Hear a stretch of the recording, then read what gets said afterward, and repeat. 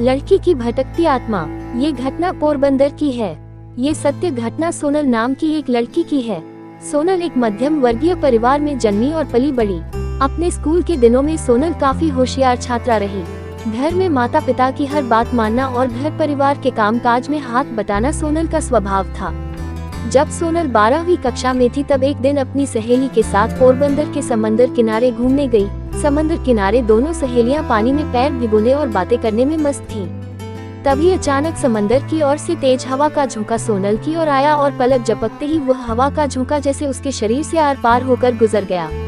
इस घटना से सोनल बुरी तरह डर गई, क्योंकि सोनल को उस हवा के झोंके के साथ हूबहू अपने जैसी दिखने वाली लड़की भी दिखी थी, जो सोनल के शरीर के साथ टकराकर सोनल के शरीर से आर पार निकल गई थी।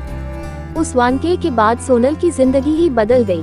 खाते पीते, सोते जागते, दिन रात, सुबह शाम सोनल को वह लड़की नजर आने लगी। अपने जैसी देखने वाली लड़की को देखकर सोनल खूब घबरा जाती, रोने लगती और कई बार डर के मारे बीमार भी पड़ जाती। परिवार ने सोनल की तकलीफ दूर करने के लिए लाख जतन किए, पूजा पाठ, हवन, दान धर्म और अन्य कई सारे इलाज किए, पर कोई मरहम सोनल के काम न आ सका। हद तो तब हो गई जब सोनल अपने कॉलेज की पढ़ाई कर रही थी। शहर के कॉलेज के प्रोफेसर ऐसे कमेंट पास करने लगे थे कि ये तो उसकी हूबहू कॉपी है, और सोनल को देखकर ऐसे अचंभित होने लगते कि देसे पुराना पाप सामने आने पर कोई पापी अचंभित हो जाता हो। ऐसा कहा जाता है कि आज से 35-40 साल पहले उसी कॉलेज में एक लड़की पढ़ती थी और वह अचानक गायब हो गई थी।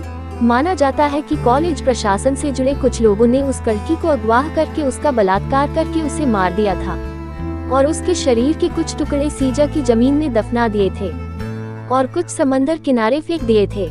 उसी लड़की की आत्मा सोनल को दिखती रहती है और अपने लिए इंसाफ चाहती है।